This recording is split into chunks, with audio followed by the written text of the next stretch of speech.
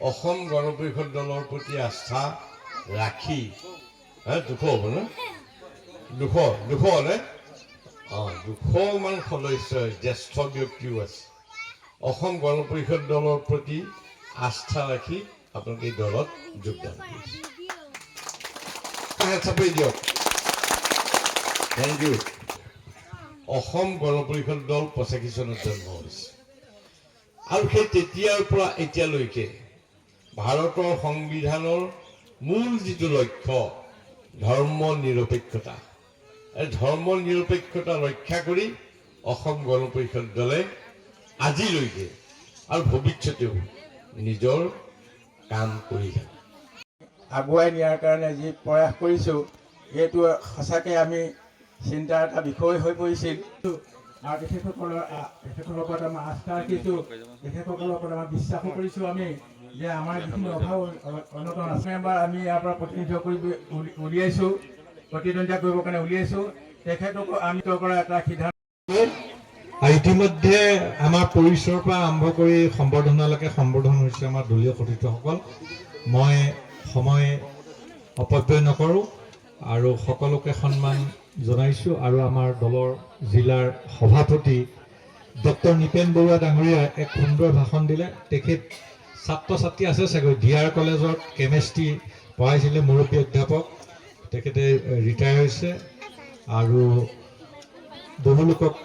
চিনি পায় আমাৰ দলৰ যিখিনি সতীৰ্থ আছে সকলোৱে ইয়াত কিবা ৰকমে হ'লেও জড়িত মানুহৰ লগত আৰু চিনি পায় মই দীঘলীয়া নকৰোঁ মাননীয় বিধায়ক ভৱেন্দ্ৰনাথ ভঁৰালী ডাঙৰীয়াক কৈছিলোঁ কালি পৰহি আজি ইমান প্ৰগ্ৰেম সিদিনা মই আমাৰ সতীৰ্থসকলক আলোচনা কৰি কথা দি দিলোঁ কাৰণেহে আমি কৰিছোঁ নহ'লে আমাৰ প্ৰত্যেকৰে নিৰ্বাচন ঘোষণা কৰি দিলে যে পঞ্চায়তৰ আমাৰ সময় অৱস্থা নাইকিয়া হৈছে এতিয়া কথা হ'ল যে এই অঞ্চলটো উত্তৰ পশ্চিম কাকডোঙা গাঁও পঞ্চায়তৰ অন্তৰ্গত বাৰেঘৰীয়া গাঁও আৰু বাৰেঘৰীয়া গাঁৱৰ লগত গোহাঁইমাৰ অঞ্চলৰ আমাৰ ৰাইজে আজি এতিয়া যোগদান কৰিছে অসম গণ পৰিষদ দলত আৰু কুলিঘৰীয়া অঞ্চলৰ উত্তৰ পশ্চিম আমাৰ উত্তৰ গুৰুজনীয়া গাঁও পঞ্চায়ত পৰে পূৰ্বৰ ইয়াত এই অঞ্চলটো আমাৰ বিষয়ববীয়াসকলে বিধানসভা আৰু দেৰগাঁও বিধানসভা সমষ্টি সীমা আছিলে সীমাত অৱস্থিত আৰু গণ পৰিষদ দলৰ সম্পৰ্কত কথা বিশেষ নকলেও এটা সময়ত অঞ্চলটোত সমৰ্থন সম্পূৰ্ণ আছে কাৰণ 2007 চনত ইয়াত তেতিয়া আমাৰ কংগ্ৰেছ গভৰ্ণমেণ্ট থাকোঁতেও ৱাৰ্ড সদস্য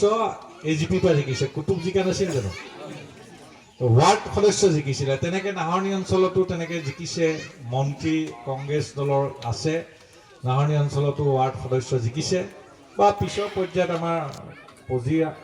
জিকিছে পঞ্চায়তৰ বাৰু এতিয়া পিছৰ পৰ্যায়খিনি নকওঁ BJP AGP চৰকাৰৰ দিনত সেই সময়তো আছে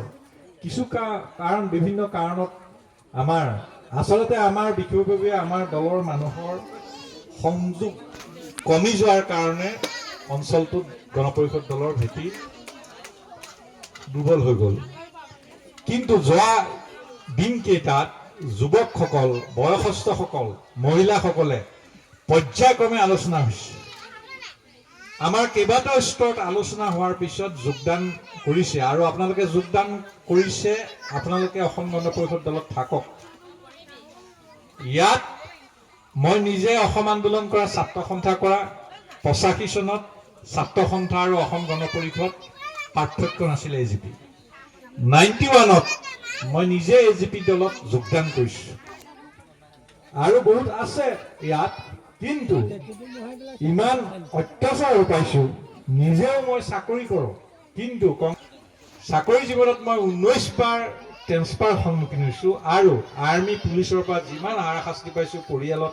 পাইছোঁ গণ পৰিষদ দল ত্যাগ কৰা নাই তাৰমানে বহু মানুহ বেলেগ বেলেগ গৈছে বেলেগ দললৈ গৈছে কোনোবা বহি আছে মই চৰকাৰী চাকৰিয়াল হৈ থাকোঁতেও আছোঁ আৰু মই বুলি নহয় তেনেকুৱা কৰ্মী অসমত বহুত আছে বা চাকৰি বাকৰি নকৰাৰ ক্ষেত্ৰত সাধাৰণভাৱেও যিসকল অন্যান্য ব্যৱসায় বাণিজ্য কৰি বা আছে শিক্ষকে হওক অন্যান্য বিশ্বৰ ভিতৰত উন্নতিৰ কাৰণে আমাৰ কেতিয়াবা অন্যান্য কাম কাজৰ কিছু অসুবিধা হয় মই এটা কথা কৈছোঁ, মনত কেতিয়াবা আমাৰো বেয়া লাগে। আপোনালোকে দুজন মানুহক সুধিলে মই বেছি দূৰ নকওঁ। তফজুল হক বৰবৰুৱা ডাঙৰীয়াক জানে? আমাৰ Kakodonga higher secondary vice principal আছে মতিউৰ ৰহমান ডাঙৰীয়া জানে। দুজনকে সুধিব।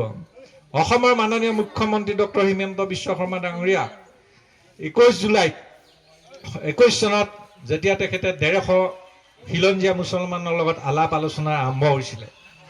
সেইদিনাখন গোলাঘাটৰ পৰা বক্তব্য ৰাখিবলৈ যিসকল প্ৰতিনিধি গৈছিলে মোকেই দিছিলে। কেইবাটাও বিষয় উত্থাপন কৰোঁতে ছৈয়দ আব্দুল মালিকৰ বঁটা ইত্যাদি কথা বতৰাবিলাকতো কৰিছোৱেই। সাঁচি বিষয়টো তেখেতক গুৰুত্বপূৰ্ণ মিনিটৰ বক্তব্যৰ ভিতৰত সাঁচি বিষয়টোৰ কথাটো পৰিষ্কাৰকৈ বুজাই দিছিল। আৰু তেখেতে আৰু কিবা এটা বিশেষ বিষয়ত 4-5জন মান মানুহ সেইদিনাখন হুলস্থুল লগাইছিলে। আৰু দুৰ্ভাগ্যবশতঃ নিমন্ত্ৰণ জনাওঁতে যিসকলে মাতিছিলে খিলঞ্জীয়া মূলৰ নহয়, মাজে মাজে থকা মানুহ, আৰু তেখেতসকলক গাত লাগি গৈছিলে 4-5জন। ভাগ্য ভাল তেওঁলোক ধৰা পৰি গ'ল, মোৰ বক্তব্যৰ বিৰোধিতা কৰিছিল। এইবিলাক ভিতৰত থকা অসম চৰকাৰৰ মুখ্য সচিবৰ পৰা সকলো আছে। আৰু তাৰ 21 জুলাই নহয়, 4-5 জুলাই মানে আছিল নেকি, আৰু কৰা কাম আৰম্ভ কৰি দিছিলে। কা আন্দোলন ইত্যাদি আহিলে, আন্দোলন কৰক, ব্যক্তি আক্ৰমণ কিয় কৰিব লাগে? ইমান অত্যাধিক ব্যক্তি আক্ৰমণ কৰিলে কৰা বিভক্তিটো কৰে বাৰু, মই বাদ দিছো। এই কথা বতৰাবিলাকে আমাৰ